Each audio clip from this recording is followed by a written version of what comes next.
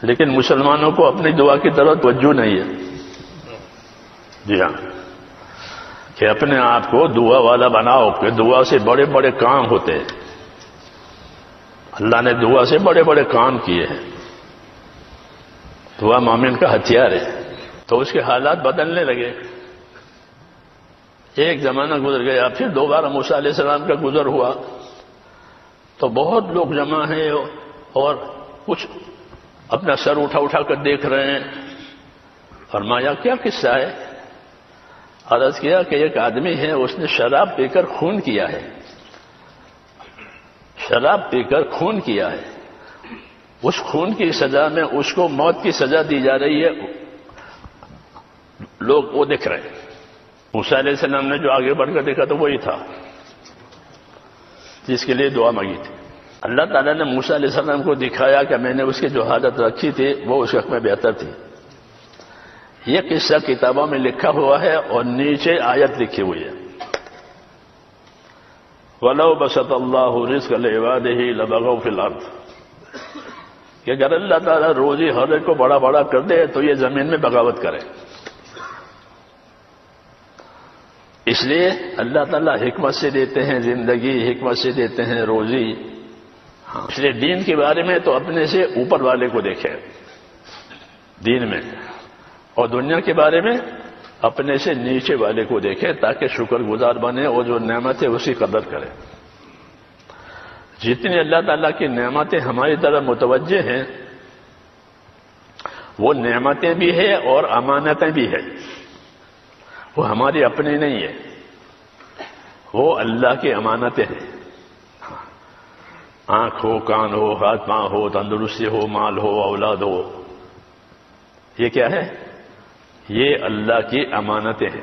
جس طرح یہ اللہ کی نعمتیں ہیں اور بندہ چاہتا ہے کہ مجھ کو یہ ملے تو ٹھیک ہے اللہ دیتے ہیں، لیکن اس کی دو حیثیتیں ہیں.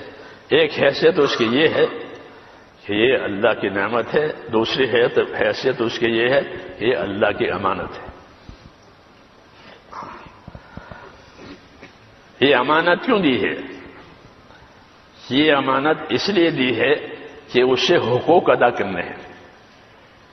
امانت صرف سنبھالنے کے لیے نہیں ہوتی، بلکہ امانت اس لیے ہے کہ اس سے حقوق ادا کیے جائے. جیسے نوکروں کو بہت سی چیزیں دیتے ہیں، گاڑی بھی دیتے ہیں، بندوق بھی دیتے ہیں پولیس والوں کو، تو یہ نعمتیں ان کو دی ہے کیوں؟ اپنی ذمہ داری کا حق ادا کرنے کے لیے یہ ہے. ایسے ہی اللہ تعالیٰ بندوں کو نعمتیں دیتے ہیں، اس نعمتوں کی غرض یہ ہوتی ہے کہ اس سے حقوق ادا کیے جائیں تاکہ وہ نعمت میں شکر گزار بنے. جو نعمتوں میں حق ادا نہیں کرے گا وہ ناشکرا ہے. اکثر انسان اسی میں پھنسے ہو جائیں کہ وہ اپنی نعمتوں کا حق ادا نہیں کرتے بلکہ نعمتوں کی زیادہ کرنے کی فکر میں ہے. وہ جو ہے اس کا شکر نہیں ہے اور جو نہیں ہے اس کی فکر ہے. اس لیے ان کی زندگی میں کوئی توازن نہیں ہوتا، کوئی ترتیب نہیں ہوتی اور زندگی یوں ہی چلی جاتی ہے اور موت آ جاتی ہے. اس لیے یہ حکم ہے کہ نعمتوں کے بارے میں یہ سمجھا کرو کہ جو نعمت آئی ہے وہ نعمت بھی ہے اور امانت بھی ہے. چاہے وہ اولاد ہو، چاہے وہ مال ہو، چاہے وہ تندرستی ہو، چاہے وہ مالداری ہو، یہ سب نعمتیں ہیں. اور یہ نعمتیں کیوں دی گئی ہے؟ کہ یہ صرف حقوق کی ادائیگی کے لیے دی گئی ہے. اللہ نے دنیا کو دار الحقوق قرار دیا ہے کہ دنیا دار الحقوق ہے اور آخرت دار الاجور ہے. یہاں حق ادا کیے جائیں گے، آخرت میں بدلہ دیا جائے گا. یہ ترتیب ہے، یہ ترتیب ہے. لیکن یہ ترتیب انبیاء کرام ہی سمجھائیں گے، دنیا والے نہیں سمجھائیں گے. وہ تو اپنی دنیا کو بڑھانے کی فکر میں ہے. ہاں کہ یہ بھی بڑھے، یہ بھی ہو، یہ بھی ہو، یہ بھی ہو، یہ بھی ہو. اور شیطان دنیا کو زینت بنا کر پیش کرتا ہے. ہاں زینت اور شیطان احکام کے بارے میں کہ شیطان احکام کے بارے میں یا تو غافل کرتا ہے یا تصویف کی طرف لے جاتا ہے۔ تصویف کا مطلب یہ ہے کہ ابھی کیا ضروری ہے بعد میں کریں گے، آئندہ سال کریں گے، حج کے بعد کریں گے، رمضان کے بعد کریں گے، عید کے بعد کریں گے، اس کو تصویف کہتے ہیں۔ ہاں، کیا کہتے ہیں؟ تصویف۔ ابھی نہیں بعد میں کریں گے۔ حدیثوں میں ہے کہ آدمی کی آنکھ کھلتی ہے تو رات کو، تو شیطان کہتا ہے کہ ابھی تو بہت دیر ہے، آرام کر لو، پھر سو گیا، پھر آنکھ کھلی، پھر یہی مشورہ دیا ابھی تو اذان بھی نہیں ہوئی ہے، آرام کرو، تو سو گیا۔ یہ اس کو سلایا یہاں تک کہ سورج نکل آیا۔ یہ جگہ ہے، حدیثوں میں ہے کہ شیطان نے اس کے کان میں پیشاب کیا ہے، اس لیے اس کی زندگی میں نحوست رہے گی۔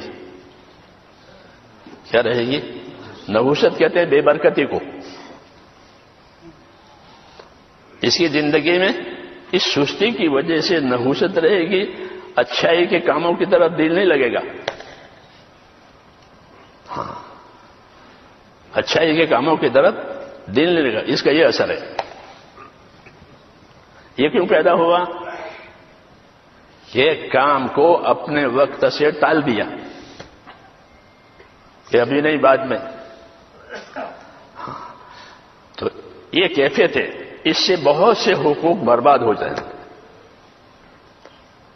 تصویف کی وجہ سے۔ ابھی نہیں بعد میں لوگوں کے حقوق ہوتے ہیں لین دین کے، وہ بھی کہ کہاں کھا کے مر تھوڑے گئے ہیں، دے دیں گے، ایسا کرتے ہیں،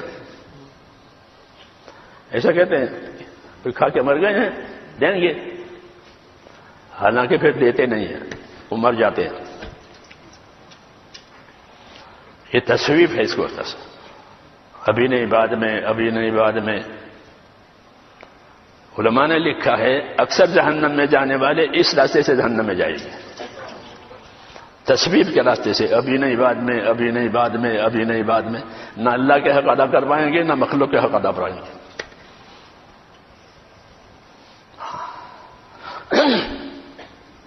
امام غزالی رحمۃ اللہ علیہ نے لکھا ہے کہ آدمی کی سعادت یہ ہے کہ وہ اپنے دین اور آخرت کے بارے میں چوکنا رہے۔ ایسا رہے جیسے اپنے مال کے بارے میں چوکنا رہتا ہے کہ مال پر کوئی ہاتھ نہ ڈالے، مال ضائع نہ ہو جائے۔ ہاں، کہ زندگی کی ضرورت کا سامان ہے مال۔ تو جس طرح مال کے بارے میں یہ ذہن ہے کہ کسی کا ہاتھ اس پر نہ پڑے، یہ میرے ہاتھ سے نہ چلا جائے، ایسے ہی فرمایا کہ آدمی کی سعادت یہ ہے کہ وہ اپنے دین کے بارے میں چوکنا رہے۔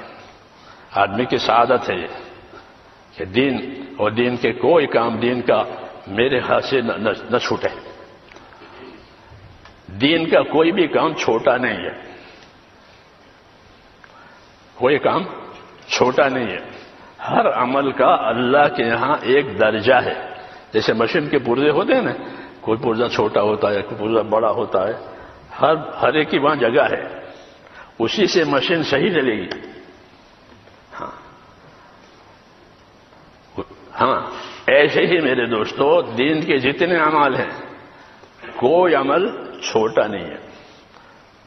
ایمانیات کے اعمال، عبادات کے اعمال، اخلاق کے اعمال، ہر لائن کے اعمال ہے، اور ان اعمال میں کوئی عمل چھوٹا نہیں ہے، کوئی نیکی چھوٹی نہیں ہے۔